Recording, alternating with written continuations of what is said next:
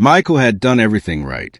He'd invested thousands of dollars into a top-tier solar system for his Arizona home, not just for the environmental win, but for the financial freedom of watching his electricity bill shrink month after month. Life in his quiet neighborhood was good, predictable, exactly the way he liked it. Then his energy monitoring app flagged something that didn't add up. The numbers were wrong. Not slightly off, significantly wrong. His solar system was generating more than enough power for his household, yet every single night, large chunks of electricity were vanishing. The drain wasn't random. It followed a pattern, starting around midnight, running until just before dawn, then disappearing like it was never there. Michael assumed it was a glitch. He inspected. Everything looked perfect on his end, but the drain kept happening night after night with clockwork precision.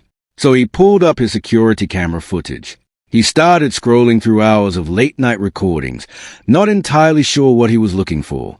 Then he saw it, a red Tesla, arriving quietly after midnight, parking near his solar equipment, staying for hours, then slipping away before the neighborhood woke up. Same car, same time, same routine. For months. When Michael zoomed in on the footage, his stomach dropped. A charging cable, connected directly near his solar setup. Someone hadn't accidentally stumbled onto his system.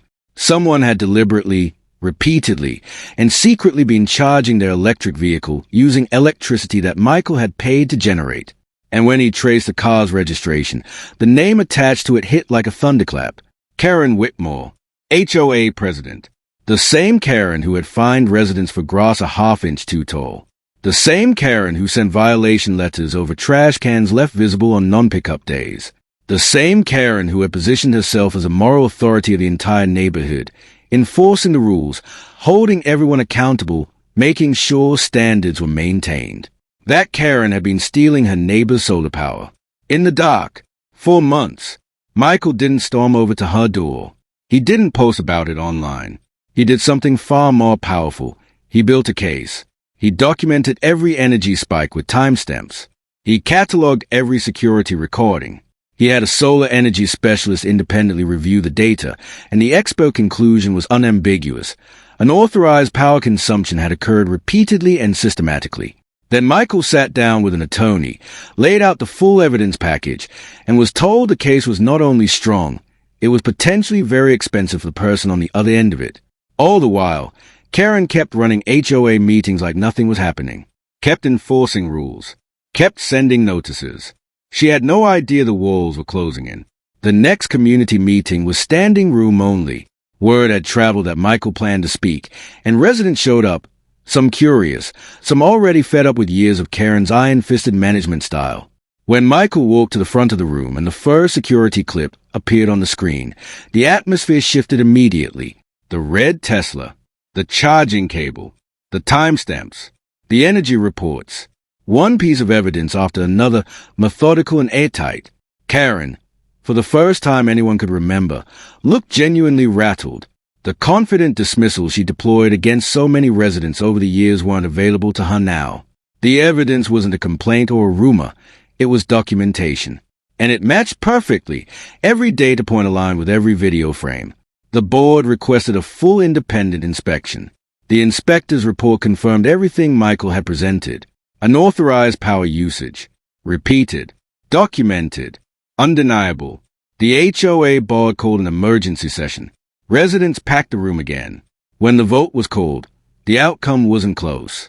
Karen Whitmore was removed from her position as HOA president, the role she had used to make her neighbors' lives smaller, more restricted, and more stressful for years. Settlement negotiations followed. The damages were calculated carefully, months of stolen electricity, specialist fees, legal costs. An agreement was eventually reached, and Michael received full compensation. Every dollar, every expense, covered. What's remarkable isn't just that Michael won. It's how he won.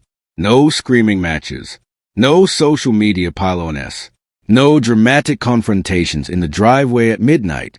Just patience, documentation, and the quiet confidence of someone who knew the facts were on his side.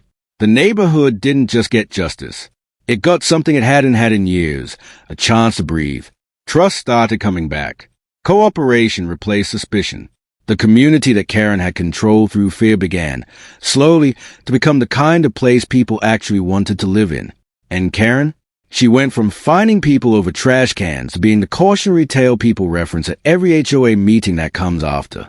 Sometimes the most powerful thing you can do isn't react. It's record, document, and let the truth do the heavy lifting. Michael figured that out, and it made all the difference. Have you ever dealt with an HOA nightmare like this one? Drop your story in the comments and tell us where you're watching from today.